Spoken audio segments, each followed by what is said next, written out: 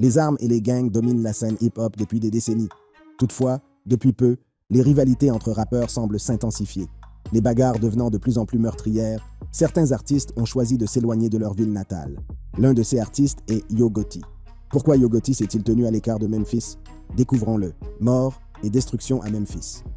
La principale raison pour laquelle Yo Gotti se tient à l'écart de Memphis est la violence associée à la musique rap. Ce mois-ci, le rappeur a perdu son frère dans une fusillade.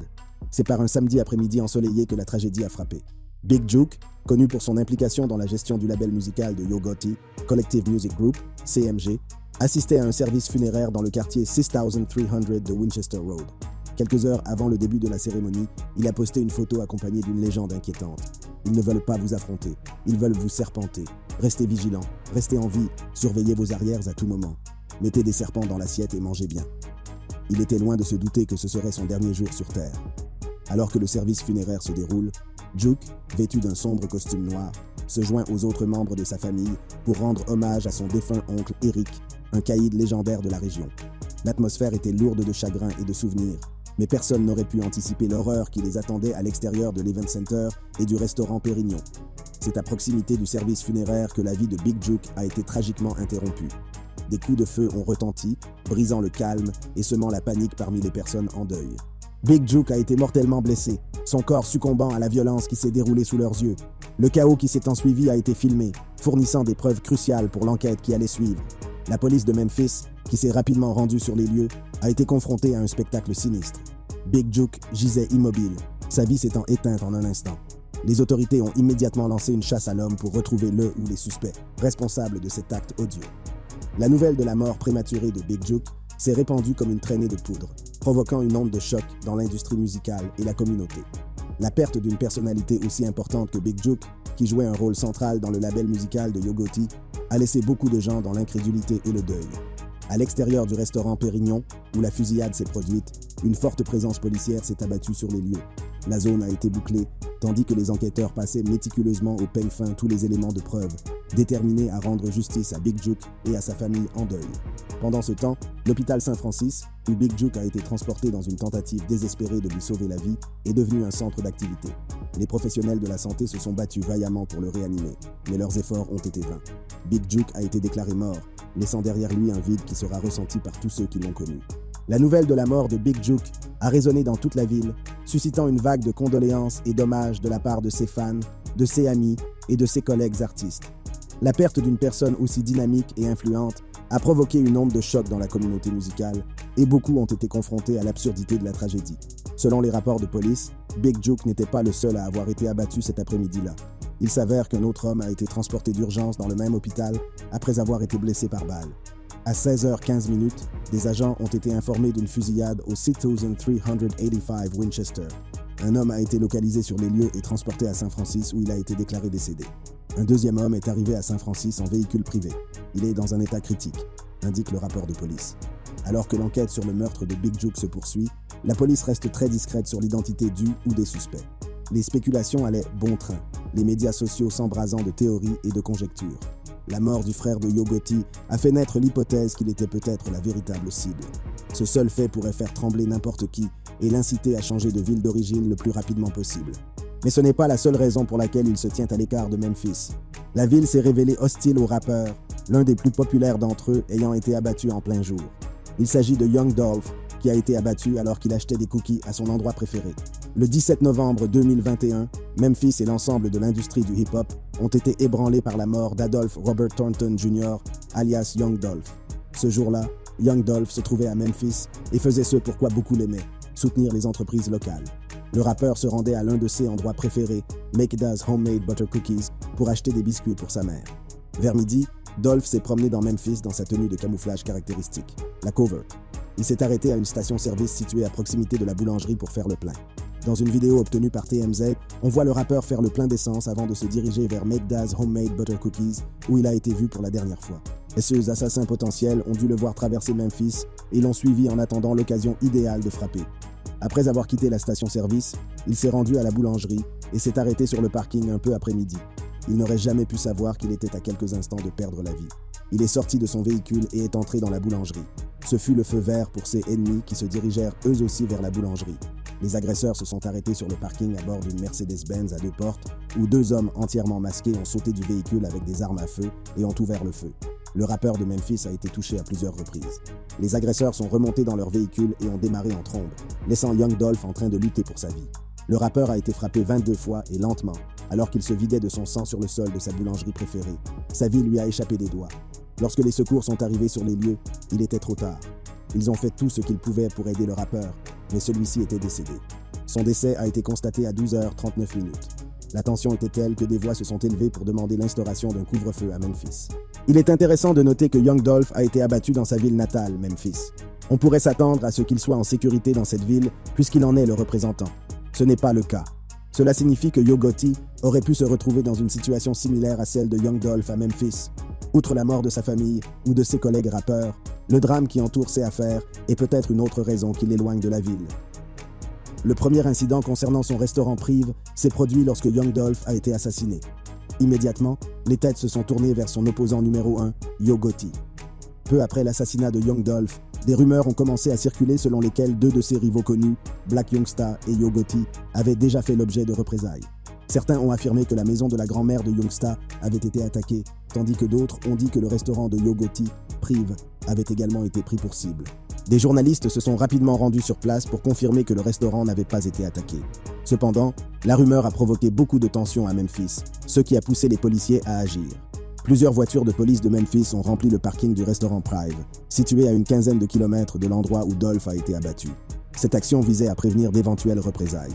Heureusement, même la grand-mère de Black Youngsta s'en est sortie. Cependant, Prive a finalement été fermé temporairement par les policiers, bien qu'il n'ait pas confirmé s'il y avait des menaces dirigées contre Gotti ou son entreprise, ce qui signifie que ce n'était peut-être rien de plus qu'une mesure de précaution. Cependant, ce n'est pas la seule fois que Yo Gotti a été effrayé de la sorte. Les choses se sont calmées pendant un certain temps, alors que le monde du hip-hop et les fans de Young Dolph commençaient lentement à accepter la réalité de la disparition du rappeur. Le restaurant a de nouveau fait parler de lui, car il a été le théâtre d'une fusillade le 30 mars 2023, qui a fait 2 morts et 5 blessés à Memphis, dans le Tennessee. Selon certaines sources, la fusillade a eu lieu juste après la fermeture du Prive. Yo Gotti a acheté le restaurant pour sa mère, Géraldine, qui en est à la fois la directrice commerciale et la chef. Les policiers ont été appelés sur les lieux et, à leur arrivée, ils ont trouvé 2 victimes de sexe masculin, dont l'une a été déclarée morte et l'autre a été transportée dans un hôpital local, où elle a succombé à ses blessures. Selon certaines sources, les 5 autres victimes de la fusillade, dont 4 hommes et une femme, ont toutes été transportées à l'hôpital dans des véhicules privés après la fusillade. Selon les rapports de police, la violence a été déclenchée par une altercation qui avait commencé à l'intérieur du restaurant. Cependant, l'avocat du rappeur a donné des informations contradictoires à la presse. Selon lui, l'altercation a commencé à l'extérieur du restaurant et a conduit à la fusillade. L'avocat a déclaré au nom de Prive qu'ils étaient en activité depuis 10 ans et que rien de tel ne s'était jamais produit dans leur établissement, ce qui contredisait les déclarations de la police qui laissaient entendre que l'altercation avait eu lieu à l'extérieur du restaurant. Cela s'est passé sur le parking et s'est terminé par une fusillade. Il ne s'est rien passé à l'intérieur du restaurant. Malgré les rapports contradictoires, le restaurant fermait ses portes et l'incident s'est produit à la fin de la soirée sur le parking. Malgré les affirmations de l'avocat, une vidéo obtenue par TMZ montre une histoire complètement différente. L'altercation qui a conduit au décès et aux blessures a commencé à l'intérieur du restaurant. Sur les images, un couloir bondé du restaurant Prive s'est rapidement transformé en une véritable bagarre qui semblait tourner autour d'un homme portant une veste rouge et d'un autre portant une veste bleue. Un face-à-face tendu a eu lieu entre 5 et 8 personnes lorsque l'homme en rouge a percuté tout le groupe et que quelqu'un a jeté un verre. Après cela, le chaos total s'est installé. On peut dire que Memphis est un endroit dangereux, non seulement pour quelqu'un de sa profession, mais aussi pour les citoyens ordinaires. Mais toutes ces insécurités proviennent de son conflit avec un autre rappeur, le regretté Young Dolph. Les querelles de hip-hop se poursuivent même lorsque les rivaux sont morts. Et comme Yo Gotti est lié à la mort de Young Dolph, on comprend pourquoi sa vie est toujours menacée. Alors, comment ce conflit a-t-il commencé? Le combat avec Young Dolph. La scène rap de Memphis était dominée par Yo Gotti, qui s'est fait connaître au niveau national grâce à des succès tels que I Know et Down in the DM. Non seulement la popularité de Yo Gotti s'est accrue, mais il a également établi son propre empire grâce à sa marque CMG. Pendant le règne de Yo Gotti, cependant, Young Dolph s'est imposé comme un concurrent redoutable. Young Dolph fonde Paper Route Empire en 2008 et commence rapidement à se faire un nom dans l'industrie. Des collaborations avec des géants du rap game tels que Gucci Mane ont renforcé son ascension. En 2015, la popularité et la base de fans de Young Dolph montent en flèche, le plaçant en concurrence directe avec Yo Gotti, ce qui donne lieu à une rivalité amère.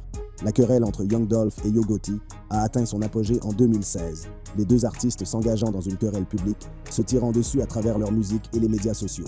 Young Dolph, connu pour sa franchise, a exprimé son mécontentement à l'égard de Yo Gotti, faisant notamment référence à la fois où il a refusé l'offre de Yo Gotti de signer un contrat d'enregistrement avec CMG. Du point de vue de Young Dolph, Gotti s'est offusqué de la décision de Dolph, jetant les bases de leur animosité actuelle. L'annonce par Young Dolph que son premier album s'intitulerait King of Memphis a marqué un tournant dans cette rivalité naissante. Nombreux sont ceux qui ont été surpris par cette action, Yo Gotti ayant depuis longtemps revendiqué le titre pour lui-même.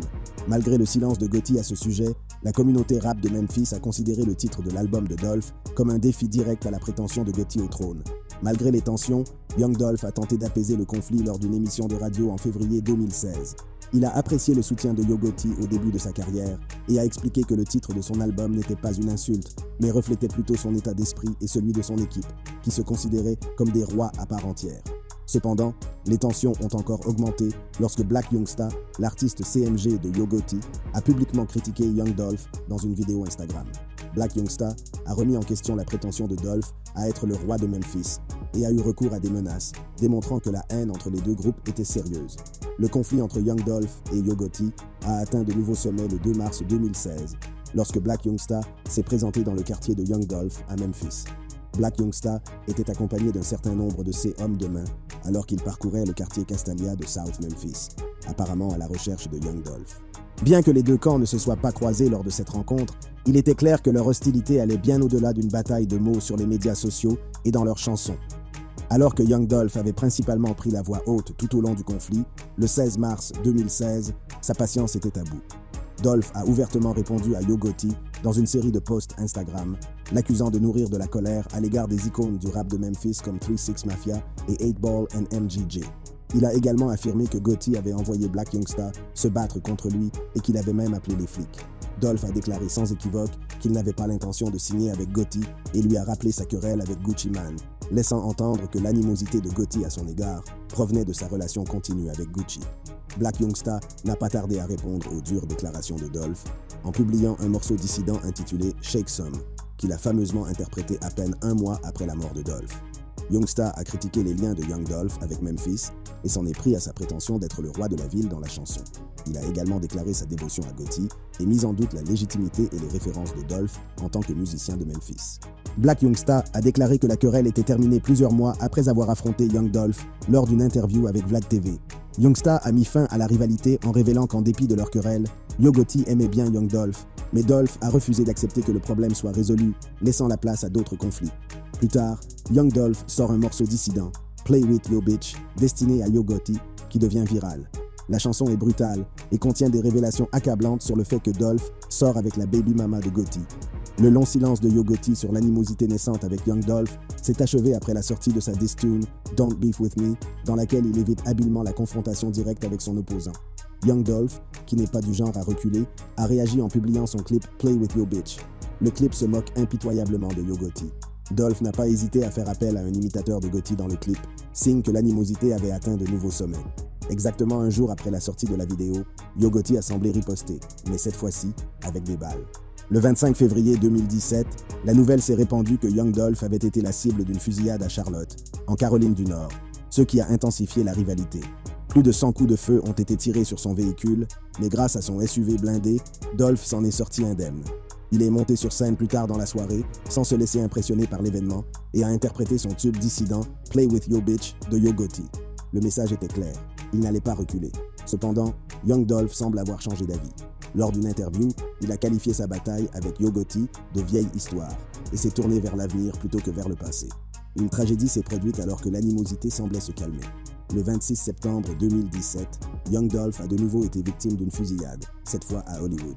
Les détails sur l'incident ont été rares, alors qu'elle a été transportée d'urgence à l'hôpital. Yo Gotti a été désigné comme personne d'intérêt par la police de Los Angeles après qu'une altercation entre leurs entourages a dégénéré en coup de feu. Cependant, la police de Los Angeles a réaffirmé un jour plus tard que Yo Gotti n'était pas une personne d'intérêt dans la fusillade, démentant ainsi les premières informations. Corey McClendon, un associé de Yo Gotti, a été inculpé de tentative de meurtre en relation avec l'incident.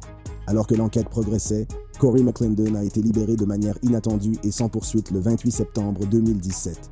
Malgré l'absence d'arrestation, l'animosité entre les deux artistes était évidente, tenant les fans et le grand public en haleine, se demandant si la rivalité serait un jour complètement réglée. Le conflit s'est apaisé par la suite. Cependant, 4 ans plus tard, une tragédie a frappé. Young Dolph a été abattu dans sa ville natale. Bien que la mort de Dolph n'ait pas encore été liée à Yo Gotti, son défunt frère a été rattrapé par les suspects arrêtés pour le meurtre du rappeur, ce qui rend Yo Gotti coupable par association. 3 jours après le meurtre de Young Dolph, les policiers ont reçu l'une de leurs premières informations sur l'affaire. La Mercedes-Benz utilisée lors de la fusillade a été retrouvée. Les enquêteurs ont découvert qu'elle avait été volée dans une station-service d'East Memphis une semaine auparavant. Selon la police de Covington, elle a été utilisée pour un autre meurtre 5 jours seulement avant d'être conduite sur les lieux de la mort de Young Dolph. Tandis que la police s'efforçait de relier les pièces du puzzle et que le public réclamait des réponses, les proches de Young Dolph ont dû pleurer la mort d'un homme qui, pour eux, était plus grand que nature, non pas en raison de sa célébrité internationale, mais parce qu'il était un père et un fils. Le 30 novembre, la famille de Young Dolph l'a enterré dans l'intimité et sous haute surveillance. La quête inlassable de justice des policiers a porté ses fruits après l'identification et l'arrestation de l'un des assassins de Young Dolph. 9 jours après la tragique fusillade, le 9 décembre, la police a arrêté la première personne qu'elle croyait impliquée dans la mort de la superstar. Cornelius Smith a été arrêté après un contrôle routier à South Haven, dans le Mississippi. Smith a été arrêté sur la base d'un mandat d'arrêt pour volume de voiture impliquant la Mercedes-Benz blanche volée, mais son arrestation et son lien présumé avec le meurtre de Young Dolph n'ont été rendus publics par la police de South Haven que plus tard, alors que les autorités de tout le pays s'efforçaient de trouver d'autres suspects. Le 5 janvier 2022, 7 semaines jour pour jour après le meurtre de Young Dolph, la police de Memphis a annoncé que Justin Johnson faisait l'objet d'un mandat d'arrêt pour meurtre au premier degré. Justin Johnson, également connu sous le nom de Straight Drop, est un rappeur de Memphis qui est maintenant le principal suspect dans le meurtre de Dolph. Les fans ont supposé qu'il avait des liens avec la fusillade après avoir constaté que l'emplacement de la Mercedes-Benz utilisée comme voiture de fuite apparaissait dans son clip musical Going Straight In. La vidéo a été retirée d'Internet après que les gens se sont rendus compte qu'ils s'étaient dénoncés eux-mêmes. Les US Marshals avaient promis une récompense de 2 500 $ pour toute information permettant de le capturer. Il était également inscrit sur la liste des personnes les plus recherchées et était considéré comme armé et dangereux. Il était également inscrit sur la liste des personnes les plus recherchées et était considéré comme armé et dangereux. Il va sans dire qu'il a été rapidement arrêté. Un troisième suspect a également été arrêté dans le cadre du meurtre de Dolph. Shondell Barnett a été appréhendé dans l'Indiana et aurait aidé un autre suspect, le rappeur Justin Johnson, à échapper à la police. Barnett a été inculpé de complicité après les faits de meurtre au premier degré et de tentative criminelle de meurtre au premier degré. Un quatrième suspect, Hernandez Govan, 43 ans, qui aurait commandité le meurtre de Young Dolph, a également été arrêté. En juin 2023, Jamarcus Johnson a conclu un accord de plaidoyer dans lequel il a plaidé coupable de 3 chefs d'accusation de complicité après les faits en échange de l'abandon de l'accusation de complot pour meurtre. Il devrait témoigner contre les autres suspects lors de leur prochain procès. Alors que la nouvelle du meurtre de Big Juke se répandait, les plateformes de médias sociaux se sont mises à spéculer sur ses liens avec Hernandez Govan, qui a été inculpé pour le meurtre du rappeur Young Dolph. La proximité de la fusillade avec le restaurant de Yo Gotti à Memphis et le conflit historique entre Gotti et Dolph ont alimenté les rumeurs sur d'éventuelles représailles. Cependant, il est important de noter que ces spéculations n'ont pas été confirmées par les autorités. L'enquête se poursuit et la vérité sur le meurtre de Big Juke n'a pas encore été révélée. Hernandez Govan, un nom déjà associé à la controverse et à la violence, est devenu une figure centrale dans les spéculations entourant la mort de Big Juke. Le lien présumé entre les deux a provoqué une onde de choc dans l'industrie musicale et dans la communauté, laissant de nombreuses personnes s'interroger sur la véracité de ces affirmations. Les rumeurs laissaient entendre que Big Juke avait été aperçu avec Hernandez Govan, une photo du couple ayant commencé à faire le tour de l'Internet. On disait même que Govan était le bras droit de Big Juke. Ce qui est encore plus inquiétant, ce sont les allégations selon lesquelles Big Juke aurait mis une prime de 40 000 $ sur la tête de Young Dolph. Le monde en ligne a débordé de théories, reliant les morts de Dolph, Juke et même la propre fille de Govan, Lota Cash Desto. Lota Cash Desto, de son vrai nom Destiny Govan, était une rappeuse de 25 ans originaire de Memphis, dans le Tennessee, qui a été tuée par balle le 24 septembre 2022, au 5500 Richmond Ave. Le jour fatidique, Lota Cash conduisait un SUV Porsche avec une passagère de 20 ans vers 2h30 du matin, lorsqu'une berline 4 portes s'est arrêtée à côté du SUV à un feu rouge. Selon la police, 2 hommes sont sortis de la voiture et ont ouvert le feu sur les femmes. Lota Cash a rapidement dégainé son arme et riposté, atteignant l'un des agresseurs à l'abdomen. Malheureusement, le rappeur a reçu plusieurs balles, a été volé et a été déclaré mort sur place. La passagère a été transportée dans un hôpital local avec une seule blessure par balle. Le père de la rappeuse, Hernandez Govan, s'est rendu sur Instagram pour pleurer la mort de sa fille et même se blâmer pour son décès. Je pense que je t'ai maudite destinée avec mon style de vie. Je m'excuse, bébé, a-t-il posté. Cela a conduit les gens à croire que la mort de Lota Cash était une vengeance pour le rôle de son père dans le meurtre de Young Dolph. Le lien entre Big Juke et Hernandez Govan reste mystérieux, tandis que le conflit historique entre Gotti et Dolph fait froncer les sourcils. On ne peut que supposer que Yo Gotti vit dans la peur lorsqu'il est à Memphis, ce qui explique pourquoi il se tient à l'écart de sa ville natale. Si vous avez aimé cette vidéo, cliquez sur les cases qui s'affichent sur votre écran pour regarder des contenus similaires.